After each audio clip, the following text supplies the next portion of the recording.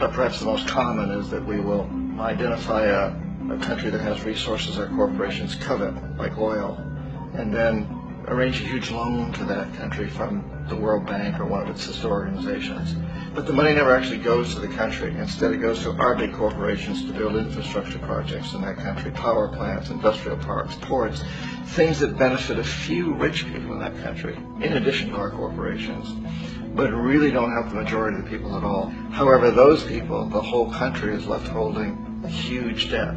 It's such a big debt they can't repay it, and that's part of the plan, that they can't repay it. And so at some point, we economic hitmen go back to them and say, listen, you owe us a lot of money, can't pay your debt, so sell your oil real cheap to our oil companies. Allow us to build a military base in your country, or send troops in support of ours to someplace in the world like Iraq, or vote with us on the next UN vote, to have their electric utility company privatized and their water and sewage system privatized and sold to U.S. corporations or other multinational corporations. So there's a whole mushrooming thing, and it's so typical of the way the IMF and the World Bank work, that you put a country in debt, and it's such a big debt it can't pay it, and then you offer to refinance that debt and pay even more interest.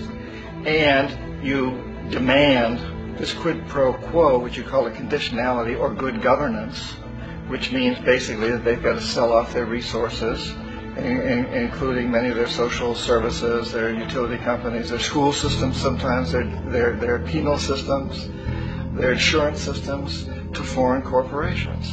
So it's a double, triple, quadruple whammy.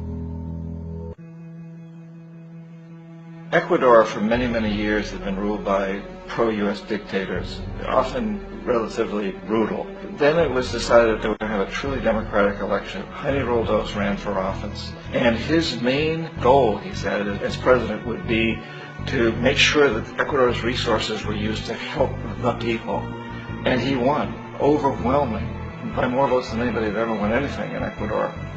And he began to implement these policies to make sure that the profits from oil went to help the people. Well, we didn't like that in the United States. I was sent down as one of several economic hitmen to change Roldos, to corrupt him, to bring him around, to let him know, okay, you can get very rich, you and your family, if you play our game, but if you continue to try to keep these policies you've promised, you're going to go. He wouldn't listen. He was assassinated. As soon as the plane crashed, the whole area was cordoned off. The only people that allowed in were U.S. military from a nearby base and some of the Ecuadorian military.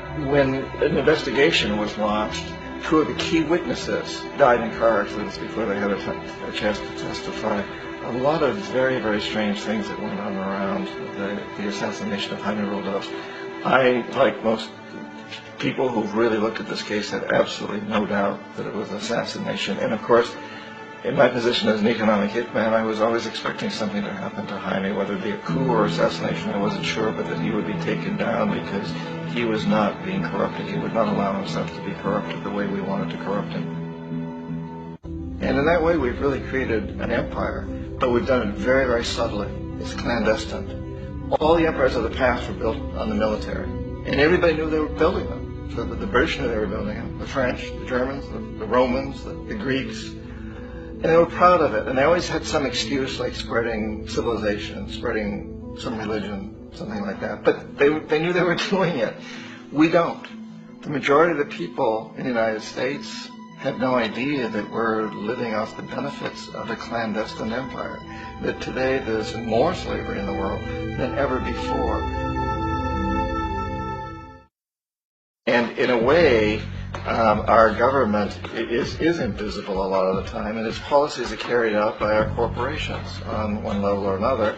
And then again, the policies of the government are basically forged by the corporatocracy and then presented to the government. They become government policies. So it's an incredibly cozy relationship. This isn't a conspiracy theory type of thing. These people don't have to get together and plot to do things. They all basically work under one primary assumption, and that is that they must maximize profits regardless of the social and environmental costs.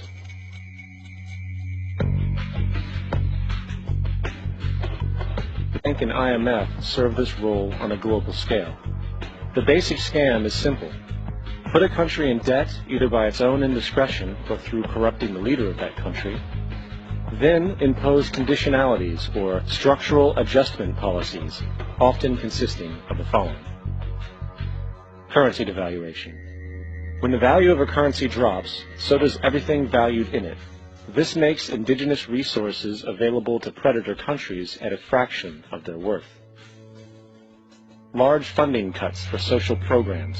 These usually include education and healthcare, compromising the well-being and integrity of the society, leaving the public vulnerable to exploitation. Privatization of state-owned enterprises.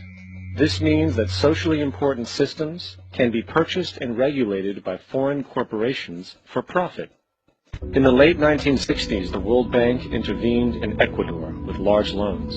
During the next 30 years, poverty grew from 50% to 70%. Under or unemployment grew from 15 to 70%. Public debt increased from 240 million to 16 billion, while the share of resources allocated to the poor went from 20% to 6%.